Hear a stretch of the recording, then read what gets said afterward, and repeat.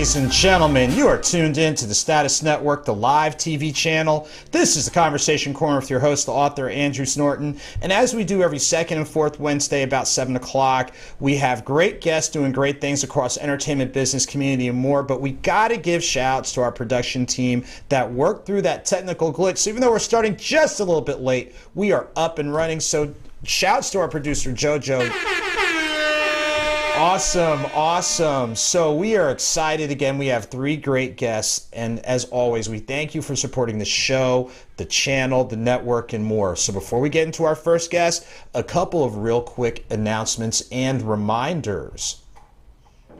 So, as a reminder, yes, I am a published author. This is true. Nothing Minor is for you or someone you know who's a fan of baseball. This is looking at minor league baseball in the Southeast with player interviews. We did a great job of interviewing a number of African-American players, and there's a special insert on the Negro Southern Leagues Museum located in Birmingham, Alabama. 9 Stories of Faith is for you or a reader you know that needs stories of motivation, encouragement, empowerment. It's the intersection of faith and how people use faith, best practices in health and wellness, their support network, and changing their way of thinking to keep life's daily challenges in perspective. Then for the poetry lovers, Deeper Than Your Deepest Sleep, Thoughts on Love with Joseph Snorton. It is looking at the action of love. Yes, the action of love in its many ways, shapes, or forms in poetic form. And also for people who are like, I just need something to listen to, check out the Author's Mixtape audiobook series available for streaming on your favorite platforms: Tidal, SoundCloud, iTunes, Apple Music, Shazam, Deezer. Wait, if you type my name on Pandora, it'll pop up too. So is freestyle music, spoken word, and more. And shouts to my co-author, Chris 10, on volumes 4 and 5. So make sure to download that today. And as a reminder, if you or someone you know is looking for a media home, look no further than the Status Network. There are multiple television channels which provide multiple levels of programming. We also have a movie channel for people who are filmmakers and a radio station. And don't forget, if you need coverage, pop-ups, things along those lines, and shouts to the Lawrenceville chapter of Alpha Kappa Alpha Sorority Incorporated, who had us live stream and broadcast their event. So if we did it for them, we can do it for you. So make sure to check us out, the information provided. And we are back, ladies and gentlemen. As you know, 2022, it is election season.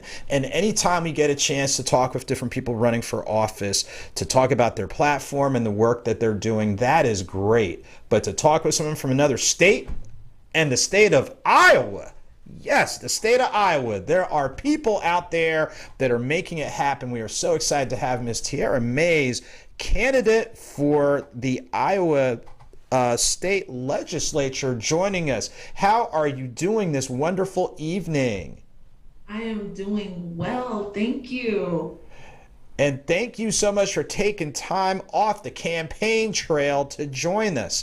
Now, before we get into your platform, give our viewers a point of reference, where you're based out of, and what are a few of your professional and community moving parts? Yeah, absolutely. So I live in Johnston, Iowa, which is it's a suburb to Des Moines, Iowa, which is the capital of the state. Professionally, I am a contract negotiator for Aetna Health Insurance. And so what I do is I contract with hospitals, ancillaries, individual providers, basically negotiating the reimbursement rates that my company pays out to them. Awesome. And now on the community end, you have a pretty solid record of community engagement. Could you share with us a couple of the community pieces that you have going on? Yes, yeah. So I like to be fulfilled, and I do a lot of community work. I serve on several boards. So I'm on the board of directors for an organization called Investing in My Future. This is an organization dedicated to helping students within the metro area here in Des Moines be successful and think about life after high school. Notice I didn't say college or anything like that, just life after high school, whatever that looks like. And that's really, that's geared towards African American students in the surrounding areas. The next board that I serve on is the Red Cross of Central Iowa, and that one really holds a special place in my heart. When I was approached with this board opportunity, they were really looking to diversify their board because they recognized their need to get more diverse blood. African American communities, we suffer significantly. Comparative to other populations with sickle cell anemia, and it's important that we have blood donors that can help with our population. So that's been very instrumental in my life. This past fall, I was elected to the Heartland Area Education Agency, which is a school board. These agencies provide supplemental education to our local school districts, specifically special education services, and they receive federal dollars. It's a working part of our government. So that's just a tidbit of what I do around the community. Wow. So in other words, you have your share of moving parts, but apparently you needed a little bit more movement. So walk through with us, what would you say was that pivotal moment to where you feel like I can take my public service and wearing the hat of public servant a little bit further? Yes. So honestly, what it was, I'll be honest, I ran for the school board here in Johnston this past fall. I did not win, but I got that other position with the Heartland AEA. And, I was living my best life. I was excited about that opportunity, and I was at home chilling. And then the legislative session started. And I kid you not, the very first day of the legislative session, the president of our state senate, he goes on this just rant about our education system and our teachers. And he stated that teachers have a sinister agenda. Basically, what's happening around here is that they want to ban books and all kinds of different, material that they feel that their children shouldn't be reading, and most of it is diverse material, as it so stands. And so when I saw some of the bills that were coming up, I'm like, oh my goodness, y'all are out of touch up there. You're out of touch at the Capitol. And so from that point, after looking and giving it some serious thought, some encouragement from some community members, I decided to give it a go. So, wow. So it's one of those things where you saw what was going on and you're like, it's the phrase, you couldn't just sit idly by. And in speaking on that, walk through with our viewers, especially those who are in Iowa, obviously every part of your platform is important. What could be, let's say, 2 parts of your platform, given the time that we have, that you can, give our viewers a point of reference on? Sure. So a big one right now really is education and transparency within our education system, also funding for education. Right now, our governor and our legislators, they have not been able to adequately fund our school systems. They approved a 2.5% SSA, which is student supplemental aid, but that doesn't even meet inflation. In fact, we would have really needed 7% in order for our school districts to be able to function. So what that means is that our school districts are going to have to operate in a deficit, and they're going to have to figure out where that money's coming from, property taxes or cutting programming. The other big thing in our state that's very problematic is our healthcare. So back in 2015, our state was one of the few states that decided to privatize Medicaid insurance. We do not have a state-run Medicaid insurance plan. And like I mentioned earlier, I work for a commercial insurance company, and our whole game is profit. That's what we do. But Medicaid and Medicare services were not meant for profit. These services are meant to provide adequate health care for our most vulnerable citizens. So those are the 2 aspects that I'm super concerned about. And I'm an expert in it. I've dealt with these situations. I've dealt with these topics. So those are my 2 top platform items. And I'm glad you said, what you're talking about with education, because we know, even though we talk about the importance of education, which it is, we also see there's a lot of talk behind the importance, but what support is going on. Based on your platform and looking at education, some people are saying when they hear we've got to increase funding, they think taxes. But based on your platform, can you see other ways where funds can be generated so it's not just taxes? Like, I know a lot of times we talk about the public-private partnership. Could you speak to that for us? Yeah, absolutely. Specifically speaking for Iowa, right now we've got $1 billion surplus. We can afford to adequately fund our schools. It's a choice that's been made at this point. So for us, honestly, what I feel is that our state government, it is not our job to make money. And it's certainly not the job of the state to funnel down to the local entities and force them to fund themselves, especially when we have the resources. It's like being taxed twice. We're paying state taxes, we're paying income taxes, sale taxes, and this is our state's largest source of revenue. And what's happening is it's just sitting there. We're not getting anything from it trickled down to our local school districts, and then our school districts have to charge property tax. They have to increase their property taxes. So we've already given money to the state, right? We've already done that, and now we've got to give it to our city and our local school districts. It's not fair. It's difficult for working families such as myself. We're being, in my opinion, double taxed for things that we don't necessarily need to be doing. So it sounds like, from making sure I'm understanding it correctly, the resources are there. It's almost like somebody's thirsty and you've got a gallon of water in the fridge, but you're not opening the refrigerator. Yeah, that's a good way of putting it. They don't want to spend money. And right now, the $1 billion that we have, it's a superficial number. A lot of it is federal COVID funds that we did not spend.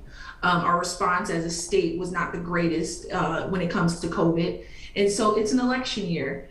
The other side, they are using these funds to tote that, oh, I've got $1 billion surplus. But again, it's not the state's job to make money. You should never have $1 billion surplus. I believe in having a rainy day fund, sure, but not when you have so many entities within your state government that are not being properly funded. Wow, and you are definitely schooling all of us here in the studio, as well as beyond. Healthcare, you talked about what the intent of Medicare and Medicaid really is. If elected, and you've heard this before, if elected, what would you want to do policy-wise to where those funds, those resources are better distributed, better dispersed, better put into the populations that are the most vulnerable or most in need? Yeah, so ideally, right, if I get to dream like a child, we go back to having a state-run Medicaid program where we don't have to worry about these large insurance companies making profit. That's if I'm dreaming like a child. Dreaming as an adult and being realistic, what we're going to have to do is, one, we're going to have to add some uniformity. So right now, the insurance companies that we've contracted, they don't have any type of uniformity in their contracts. And so that is directly impacting the pattern of care for those members that are utilizing these doctors. I have children, I have a disabled son, and I've been directly impacted by the lack of continuity with our NCOs that we have here. Whenever an NCO changes or decides to cancel their contract, honestly, what's happening is our members have to change providers, and it's not that simple. So that would be the first thing that I would want us to fix. The second thing I want us to fix is we have to be able as a state to pay and reimburse our providers. So right now, what we're paying them is not adequate. And so we have good talent, we have good doctors leaving.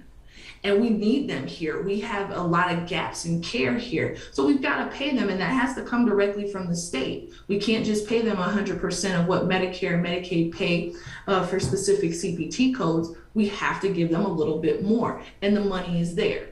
And that's the problem that I'm truly having with how our systems run right now is the money is there, spend it. And again, I'm glad that you're giving that breakdown to where, like you said before, the resources are there. Go ahead and put them to use. Obviously, you still have to, you don't burn a hole in your pocket, but you can't carry this like war chest forever, for lack of a better term. So let me ask you this, and I know there's more parts of your platform, but you definitely spoke to two key things: education, healthcare. And now it's walk us through I'll say like the structure for Iowa. Like some states have their primaries, then after you go through your primaries, then it's your general election. So walk through with us what stage we are in the state of Iowa.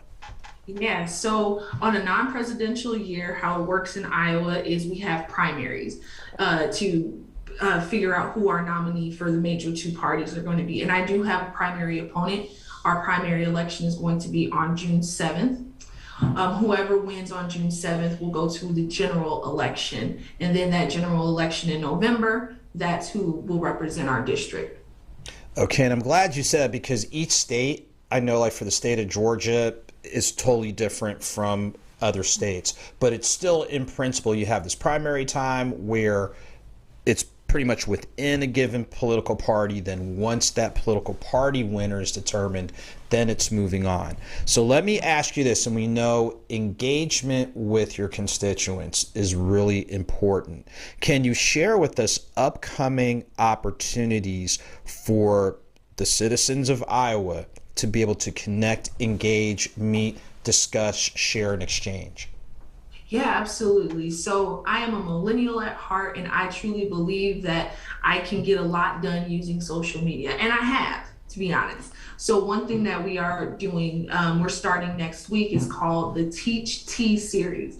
And so basically, it's going to be me connecting with leaders around the state of Iowa and even outside of Iowa, just to kind of talk about different aspects and teach me how our government works.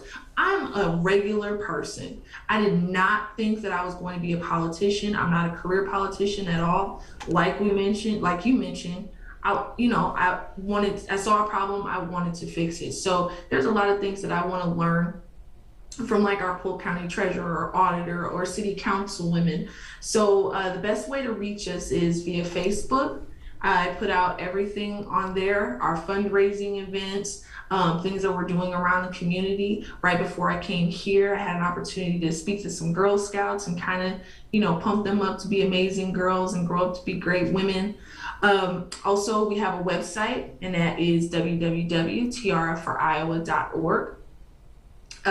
Again, there you can donate money. We need money. All right. I'm going to be completely honest. My primary opponent, he is sitting on quite a few funds because he had a great head start. I woke up and I'm like, okay, I'm sick of this session. We got to get this done. We need money. So please go to our website, donate to us. This takes a lot of time and it takes a lot of funds. Also connect with us on Facebook or Instagram. And I respond to most of this stuff. I don't, my staff is not the ones that are responding to these things. I do it because it's personal to me, and I think it's important to talk to constituents and whomever has questions. Well, I tell you what, we definitely appreciate you taking time from your moving parts on top of being on the campaign trail, and you've already provided your contact info where people can find out more about your campaign, your platform, lend support. Before we go to commercial break, if people don't remember some of the key parts about your platform that you shared or things along those lines, what's one takeaway you'd like for our audience to have? One key takeaway I would like the audience to know is that it's time for regular people to actually be legislators. The ones that wake up and go to work every day, the ones that are working 40, 50 hours a day and understand how these policies that are funneling down impact us. I think that there are a lot of politicians that are out of touch. They don't understand. They may not even understand right now that gas is $4.40. We run for something, honestly. Run for something, anything, find a way to help. And if you don't want to run for something, help another person that's doing it. Help someone that you believe in get there, because we're under attack right now. Our rights are under attack.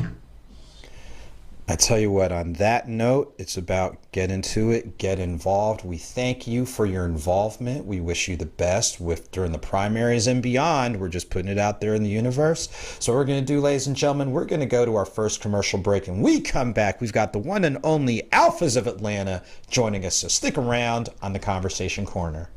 This past Sunday, March 20th, we attended the 27th anniversary celebration for Pastor Avery Head, who is the pastor of Poplar Hill Baptist Church located in Beaufort, Georgia.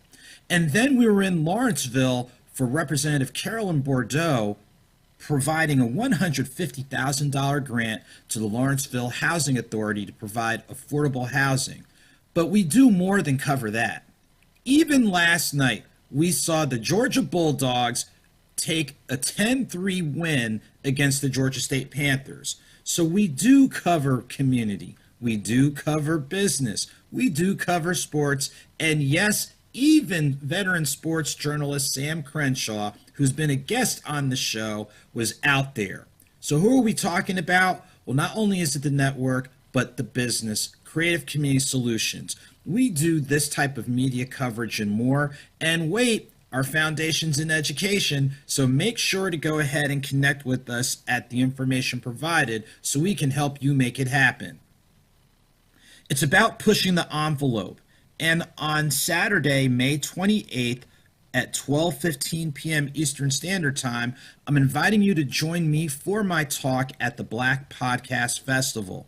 Make sure to get your registration and tickets at the website provided, catch my discussion, speech, conversation, and get connected with the multitude of others in this media platform. See you soon. And ladies and gentlemen, we are back with our second segment of the Conversation Corner. And I tell you what, if you are based in Atlanta or know how to get to Atlanta, you are probably familiar with this wonderful organization who has done a tremendous amount of work in so many different ways, shapes, and forms. And we are so excited to have one of the members of the Alphas of Atlanta joining us. And yeah, I had to break out the shirt. You know, this is brag time. I had to break out the Alphas of Atlanta shirt on this one.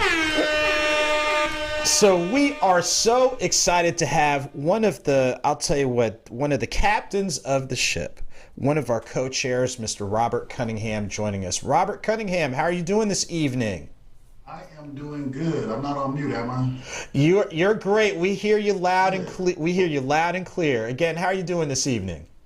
Doing good, man. Doing good. I'm actually, in my downtime, I'm actually sitting here working on the event, waiting for my turn patiently. But so everything's going good, man. As usual, putting in work. So before we get into the 2022 edition of the Alpha Derby weekend, for people who might not be familiar, could you give our viewers a point of reference first about the Alphas of Atlanta? It sounds like that movie, The Warriors. Who are the Warriors? Who are the Alphas of Atlanta? All right, so I will start with this. So the Alphas of Atlanta is, it's a collective, pretty much. So there are 9 Metro Atlanta chapters of Alpha Phi Alpha Fraternity Incorporated in the Metro Atlanta area. And the Alphas of Atlanta is really a collective of about 2, 3 or so of those members from every chapter. We get together and we created a foundation in 2013. And from there, so it's one of the situations where, we're working with our fraternity and our fraternity chapters. And so we're talking about, if you're not familiar with the Metro Atlanta area, it's, east, west, north, and south. So from all over the metro area. So we all work in our own chapters, right? So I'm actually the chapter president for South Fulton area. So a little bit south of the airport here in Atlanta. And, but we all get together and we do things as a collective. And so one of the things that we do every year is the Alpha Derby. And that was really just a way for us to help fund each of the chapters in the metro area have their own education foundation. And of course, those education foundations do things like, college tours, SAT prep, mentoring programs, et cetera, et cetera. Boy Scout troops. And we're really like a fundraising arm for all of the Metro Atlanta chapters. So that's one of the good things that I really like is the fact that you're spending $1 with us for entertainment, et cetera, but it actually gets out to all of the Metro Atlanta area. But anyway, so that's kind of like Alphas of Atlanta in a nutshell. It's pretty much a collective of brothers from all of the different Metro Atlanta chapters coming together, like mind, and kind of working hard for the community. Wow, that's amazing to bring that many moving parts together for the greater good.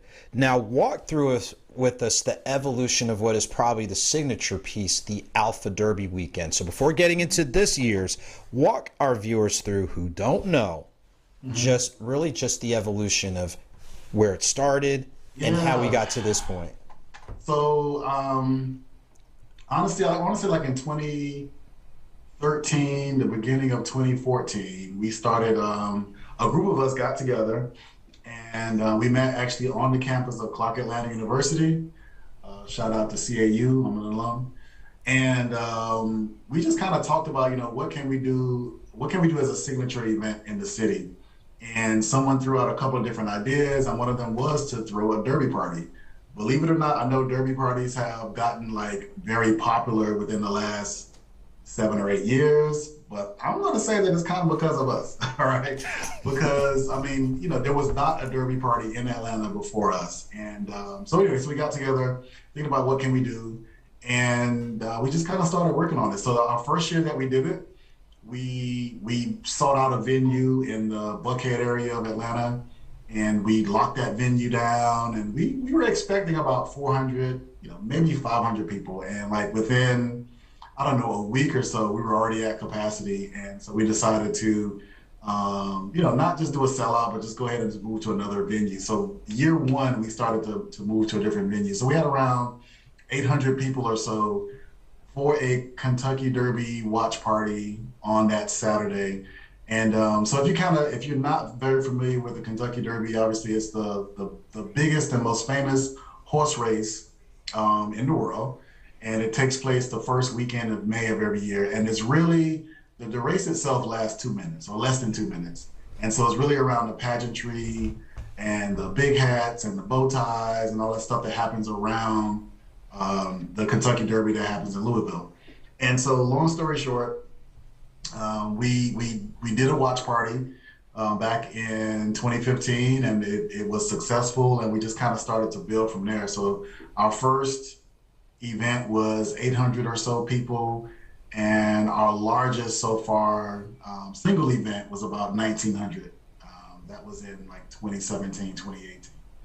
So yeah, so it's just been growing and growing and growing, and we've actually started to add on other pieces of the weekend. So it started off as a singular watch party, and then it kind of grew on both ends. People were coming in town on Friday, so then we did a kind of a kickoff social on Friday, and then people were staying until Sunday. So then we added on a brunch before you went to the airport. You can have brunch with us, that sort of thing. So it just kind of evolved, and that's where we are right now.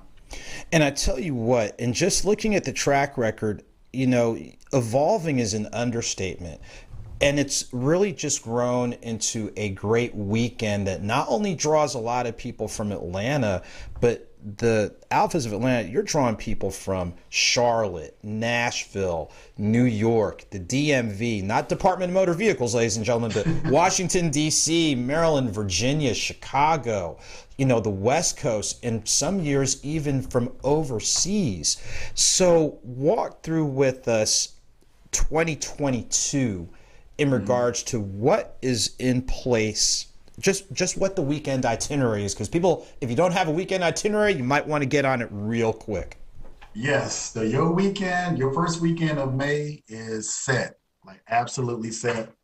Honestly, from Thursday to Sunday, right? So on Thursday, we're having a networking event for our sponsors. So we have corporate sponsors. We have, I'll just leave it at that. So we have some corporate sponsors, and so we're having an event for them on Thursday evening. So just a networking event amongst the sponsors. So that should be pretty good. Then Friday morning, we're actually starting off with a golf tournament. So we'll be down at Wolf Creek golf course. So that'll be on Friday morning, first thing. Friday afternoon/evening, our Friday kind of kickoff social and concert actually begins with a fashion show. So we partnered up with Miguel Wilson, who is our dynamic boutique owner. I think he has a boutique at Phipps Plaza here in Atlanta. And so he puts on a great fashion show. So that starts off like at about 7 o'clock or so, and then that flows right into our party, kickoff social and concert. And this year, We are anticipating, we normally get around 1,000 people for that party. And so this Friday of the weekend, we'll have that event, again, the fashion show and then the kickoff social.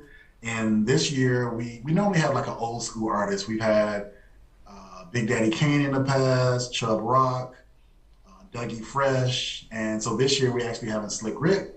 So he's on board. He's already dropped his socials and things along those lines for us.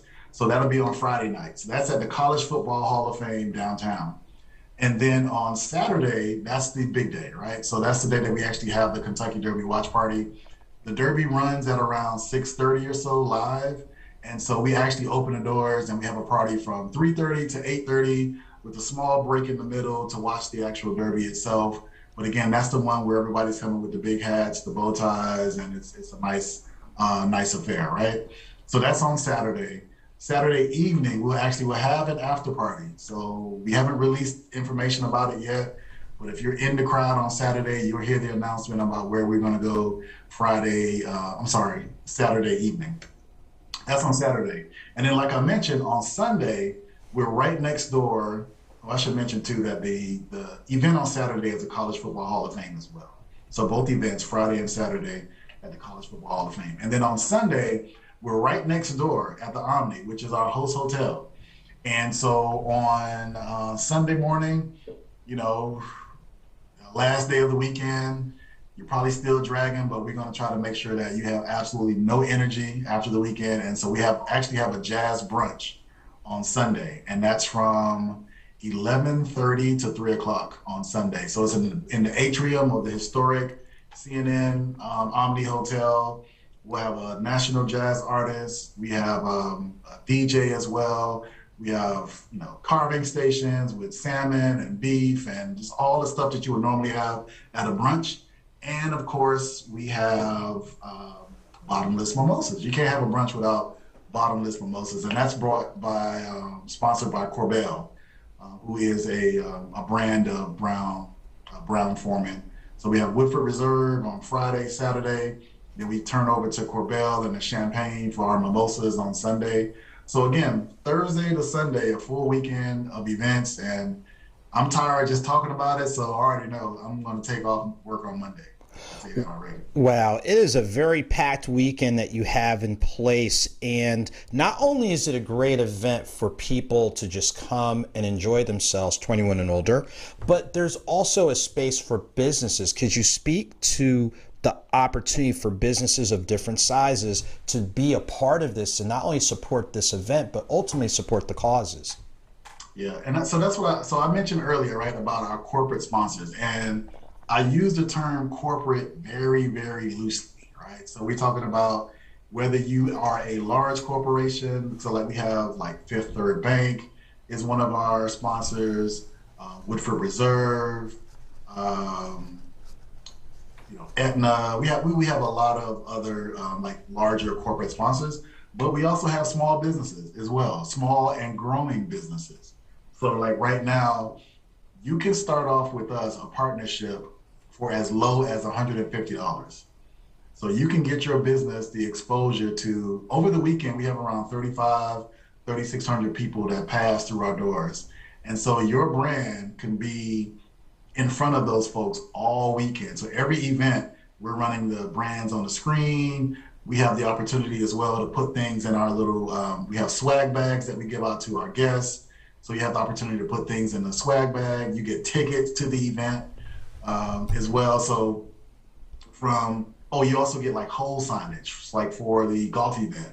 You'll actually have you'll sponsor a particular hole and things along those lines. So and then of course you'll come to the networking event on Thursday. So whether it's getting in front of customers, potential customers, or it's getting in front of other like-minded entrepreneurs, you have the opportunity to do that for as low as $150. That's like unheard of. Wow, I tell you what, the Alphas of Atlanta, I'll say from this end, wearing my journalist hat, you put a lot of work into it. What are the best ways for our viewers near and far to find out more, to get their tickets, because they are going, as well as businesses to go ahead and get that sponsorship in? Yeah, to your point, the brunch is already sold out. We'll be seating 550 for brunch. So you can just imagine. Oh, we cut off on. Oops. Okay, hold on just a moment. Let's see. Can we go ahead and pivot back for just a moment? Okay. All right. That I think that was something on our end. So if you give us a moment, we are going to bring uh, Robert Cunningham back in there. Especially, you know what? Especially when it's right at that time when we were getting ready to get into the nuts and bolts. So we're going to go ahead and see if we can get him back on in just a moment. So give us just a couple of moments. But while we're waiting on getting him back on, just a couple of things that we can walk through regarding the Alpha Derby weekend. So again, it is the first weekend of May 6th through 8th, and taking place here in Atlanta. As you heard, Thursday evening is the event for the corporate sponsors. And that is something that, again, that we were getting ready to talk about in regards to businesses of different sizes being a part of that. As you also heard, Friday morning is actually going to be the golf tournament. It looks like we have everything back online. Robert Cunningham, thank you so much for working with us again. So we're going to reiterate that question. As we know, the weekend is coming up, not only for people to get their tickets because their tickets are going quickly, but for businesses to take advantage of those engagement opportunities. Could you walk through both of those options with us? Yeah, so honestly, everything is in one place. So we try to make it as easy as possible, right? So I would encourage everyone. So we're calling this Alpha Derby. Alpha for the fraternity, and then Derby, of course, for the Kentucky Derby. So Alpha Derby weekend. And like I mentioned, it is a full weekend of events. So if you go to alphaderbyweekend.com, boom, everything that you want to know is there. We have a link for sponsors. You can pull down the sponsor packet and get a chance to kind of look at that and see what level that you want to kind of partner with us on. And then also for tickets, we have a different link for tickets. We have a link for our host hotel to book a hotel. We also have a link to our travel partner, Delta Airlines, for if you're out of town and want to travel in, you get a discount on that. So everything that you need, alphaderbyweekend.com, and then you're all set.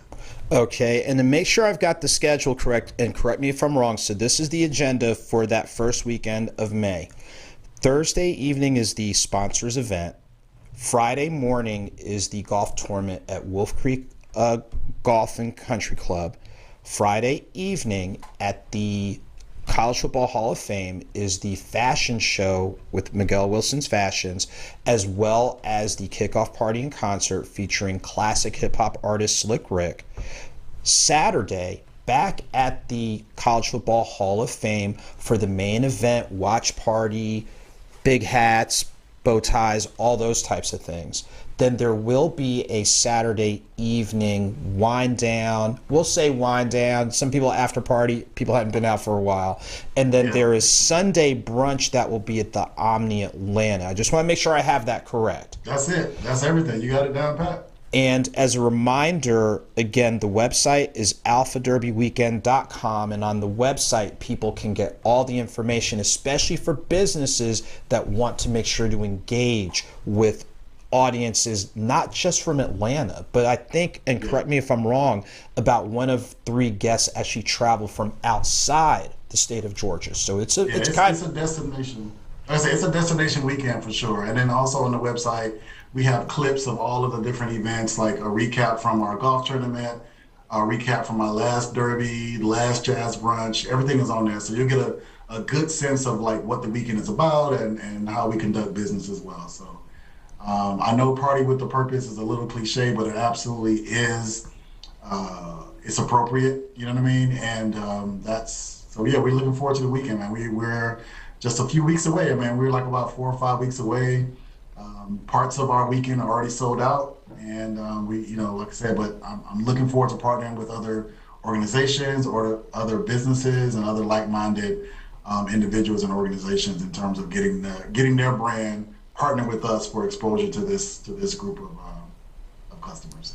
And you kind of nailed one of the questions I was going to ask. So as we get ready to wind down the segment, if people don't remember the specifics about the moving parts, and you've already provided the website, what would be one thing you'd like to leave our viewers as it relates to this event?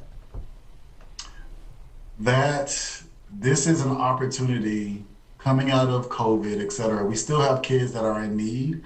And this is a great way to have the best impact on kids.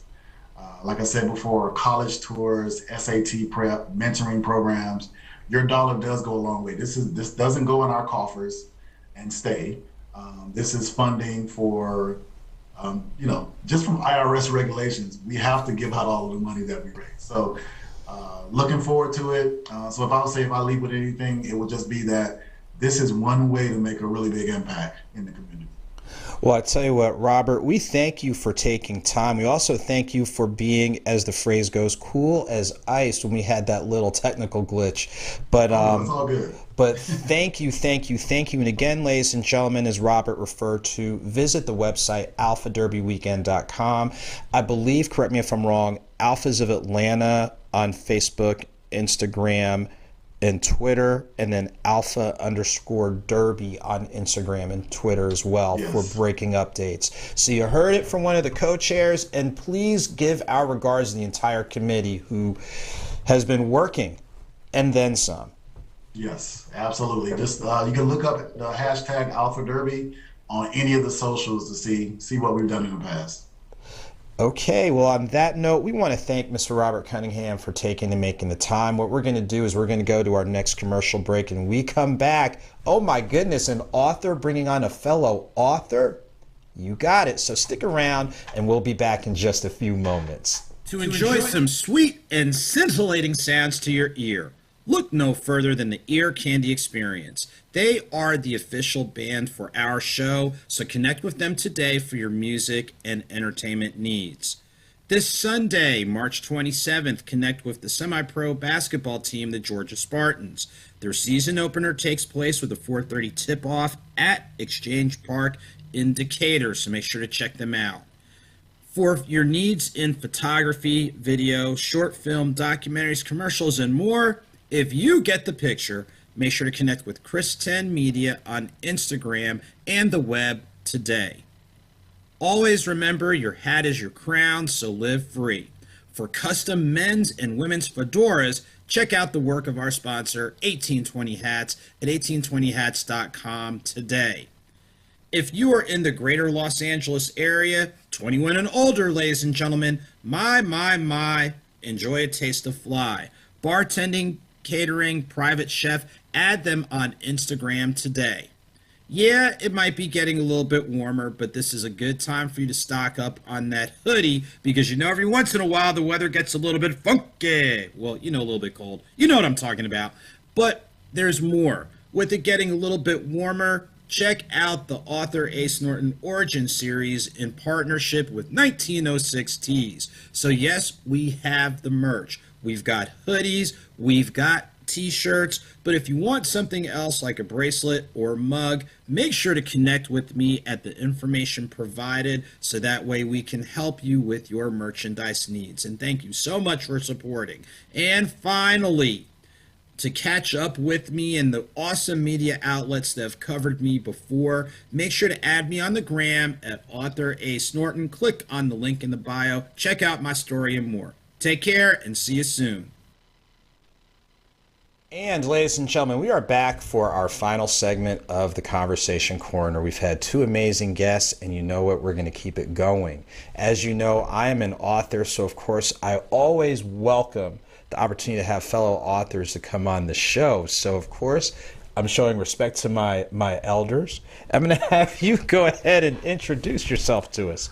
My name is Cecil Johnson, and I live here in Georgia, and Grimm is my first book. I already started on the second edition of Grimm, and it's about a family, my family. My granddad had owned over 300 acres, and he had 13 children. But while this is so out of the ordinary, he had 10 girls, 3 boys on a farm that size. So again, I want to for the book to get in people's hands to read. Wow. So it sounds like it's almost like part memoir, part biographical. Walk us through the evolution. Well, before getting into the nuts and bolts of the book, walk through with us just a couple of just your general moving parts, because there's other hats that you're wearing other than the hat of an author. Well, my background is in telecommunications.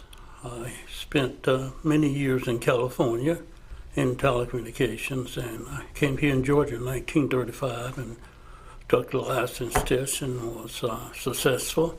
And I have worked for companies like Oracle, also the Space Shuttle program there at Vandenberg Air Force Base, just to give a little background, and many other large companies that needed telecommunications work done for them. Wow, that is impressive, and we just want to say thank you. Thank you for your work professionally and things along those lines. Now, writing, people always talk about, well, I dabble in my journal, or I dabble on a piece of paper, or what have you. When did you realize that you wanted to take your gift, your talent, your passion for writing to the level that you are right now? Because as you said in your intro, you already have the first edition, you're already working on the second. So how did you even get started? Well, I started to write down things. I was out in Texas for a while, and I stayed up late at night, so I just started jotting down things that I have heard in the family, that my family carried these stories from one year to the next year, to the next years, to the next mile. They just spread it out. So I wanted to make sure that their visions, the things that have happened, the things that happened to my granddad, would be out open in a publication. So the manuscript that I did became book. I want people to know that I would love for them to read it. Okay. So now talk about, we always hear like it's a cathartic release or cathartic moment. And you're basically, it's not only sharing a story, it's sharing your story.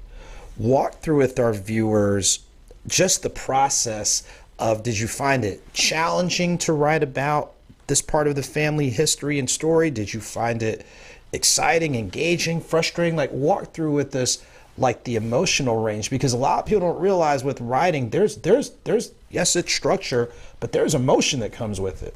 Yes, it is. And I was basically working things from my mind because of so many stories within the family. And I used to sit on the porch, for an example, with my aunts, my uncles. I would go by their house. I would work for them, believe it or not, in the fields. And they would tell me stories. So the book basically brings alive those stories. And plus the New York Wire that wrote an article on the book of Grimm, and they are saying that it's one of the better readings, and it also has pictures that can also add to the understanding of what you're reading. And that is amazing that you're walking through that process and walking through those, we'll say, those ordered steps or strategic steps in capturing that oral tradition, that oral history, and now putting it together to where sometimes, memories fade and sometimes words fade, but you've got it in writing where people can come back and revisit. So in addition to one of the pieces that you talked about, what are some other themes that you're able to get into with this first edition of Graham? Well, it talks about how my granddad, how many challenges that he faced, in a sense, with his daughters. Now, when a man marries a daughter, he brings in also a different attitude, a different disposition, and he goes for it, and he might not want to work on the farm. And my granddad, for an example, wheeled 50 acres, 55 acres off to different ones of his daughters that was married. And some of the land today, we've been also trying to get the land back through the courts and stuff in Alabama, that what they did was just walked off and left the property. So it tells how they did it and how it really actually hurt my granddaddy. My granddaddy died early, so he didn't get to see all these things come to a head, really. And it almost sounds like it's part cautionary tale in regards to things that can happen when, I'll say, things are not tended to or they're not managed properly. What are some other takeaways or lessons or themes that readers will gather when they really dive in or immerse themselves in the work of Graham? One thing I think that they will enjoy reading about, my granddad was only 23 and he became one of the richest men in Alabama. He owned 2 mills, for an example, and not only did he have over 1,300 acres of land, he also had bank accounts that was willed to him. So he didn't have no shortage in the funds to do the job. And so by reading the book, you'll see how he did have these challenges that came up and that he had to deal with them. After he died at the age around 68, then the girls somewhat, what they had, the husband and stuff, it just didn't work. Mm-hmm. And it sounds like just in that portion, it's part financial planning, financial literacy, understanding the company that you keep. And even what you were saying, like the differences in approaches where you had your grandfather who had a seemingly solid approach, but then when your grandfather transitioned, then it was kind of where the fragmentation might have really shown, really surfaced. We always talk about redemption. Do you see the potential for redemption when you look at, here's the work that your grandfather had, the work, we'll say, went astray, but do you see the hope and potential for redemption, and even if it's not fully restored, it can get closer to right? So walk through with us your take as you continue to delve into this. Well, redemption is taking place, like I mentioned a few minutes ago, that it's been where we started to get our property back that granddad willed to us, and also other families is inquiring now. They're asking now, how do we start? So a lot of people, when my granddad died at 68, what they did is just stop paying on the property. So redemption is something that I see taking place.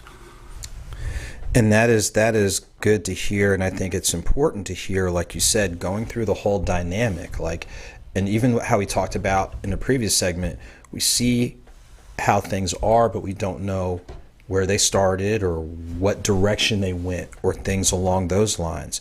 Now, you said you're working on a second edition.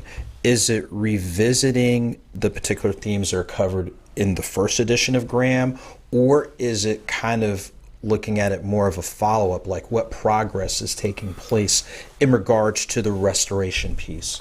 Well, the second edition will focus more on, for an example, how did my granddad become rich at the age of 23? Who willed him all these, this land, bank accounts, and the two GNs, 2 mills I was talking about and stuff like this. So it talks about him. And it also talks about each of the 13 children a little bit. And what did they bring or what did they take away from the farm itself. Okay, so it's almost like, for lack of a term, it's peeling back some additional layers. So the first edition is, quote, setting the tone, and it's almost like, here's the story. But now the second edition is peeling back and telling more of the story behind the story. That is correct. Let me ask you this, and any of us who write, we always get asked the question, who is your audience? Who are you speaking with? Who would you say this first edition is speaking with? Because technically it's speaking to anybody, but if there's one audience, like this is the domino, like if we knock this domino down, it'll knock down the rest, who would you say is your key audience for this first edition? I think the black male would be. And I say that because when you read through the book, you'll see that my granddad had to kill a couple men. My dad had to kill one man, shoot one man, just to try to stay within the property that we was on without being killed ourselves. Wow, that is, and I'm saying wow and pausing because people, like you said, just don't know. They don't know the hurdles that had to be cleared or the hurdles that are still being cleared, in so many words. So you've got the first edition, you're going to work on the second edition, and I'll kind of ask the same question, where, as you're putting everything together for the second edition, who would you say is that key audience that you definitely want to connect with, so if you connect with them, the dominoes can fall? The African American. That audience, I think, will enjoy reading it more than, even though I have had different races to read the book and say, hey, good job, I liked it, I couldn't put it down.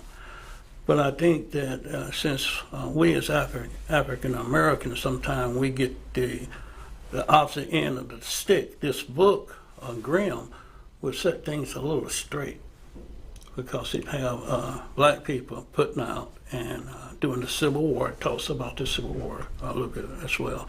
And after the Civil War, that we had to really put out. And my granddad made black men feel comfortable around him. Wow. And I'm glad you shared that, just from the education piece to the empowerment piece to establishing a vision, goal setting, and just thinking beyond the day. Like, those are some, I'm just thinking as you were talking, just some other takeaways.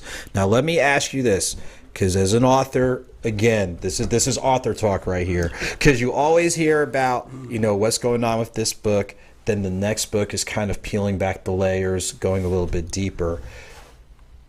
Future work, if you've thought that far ahead, do you feel as if you will focus on, we'll say, this generational or family theme, or do you ever see yourself maybe pivoting another direction? Like, we all have stories and ideas inside our head. Are there other ideas that's like, let me put this in my hip pocket, and it was time for me to break that out. Let me go ahead and break that out. I think the science fiction world, I always thought that a spaceship should be only brothers. And we go through the universe doing this and that and facing this and that and that and this. So that would be something that I would do, I think, if my authorship continue.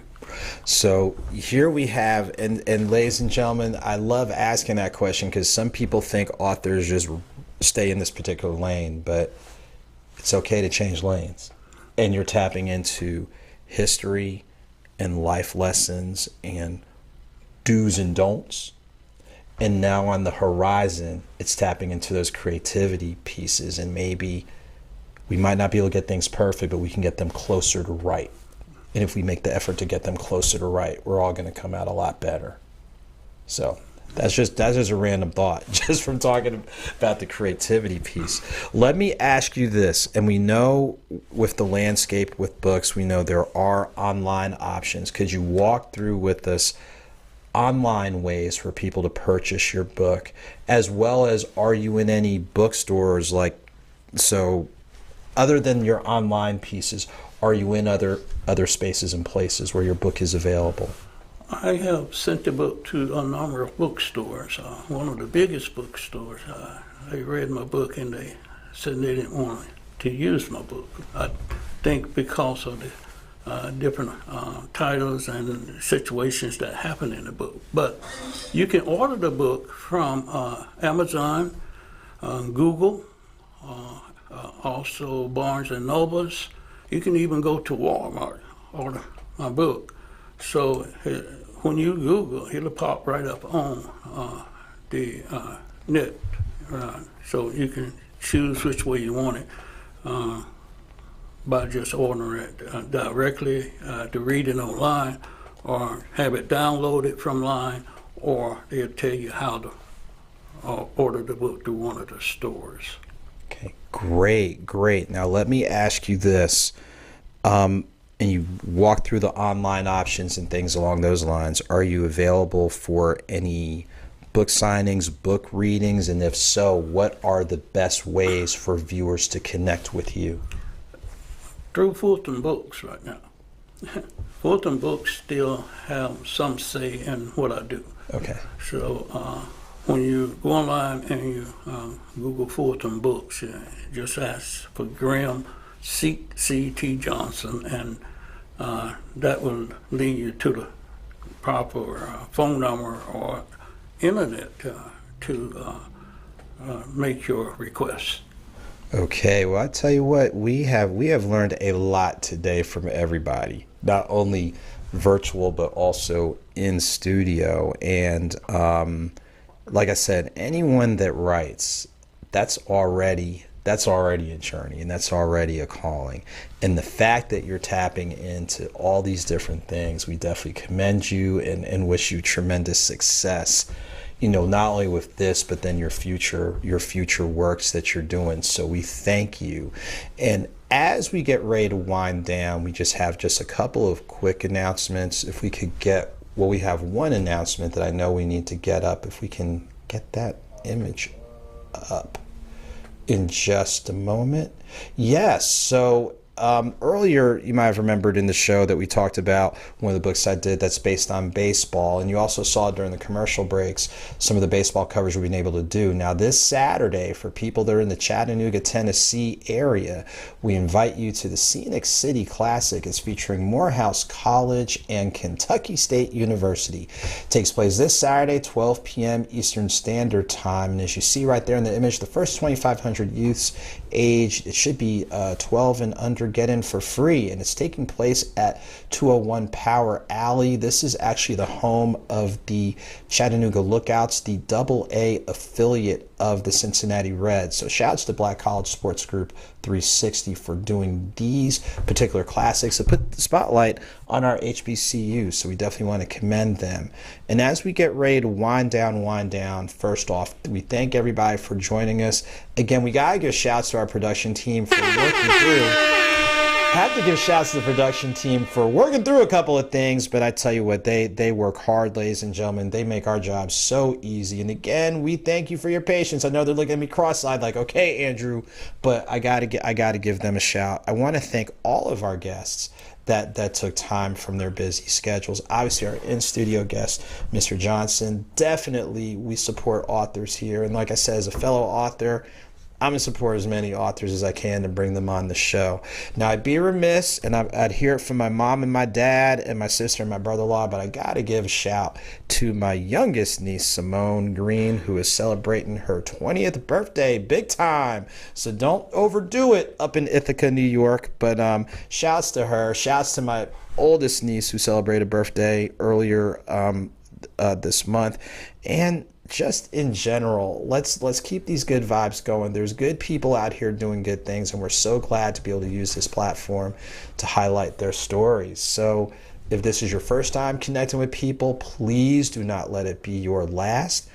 And on that note, if it's all right, Mr. Johnson, we can go ahead and say adios and ride out into the sunset, if that's all right with you. Sure. See, when the elders speak, you listen. And on that note, ladies and gentlemen, we will see you in April.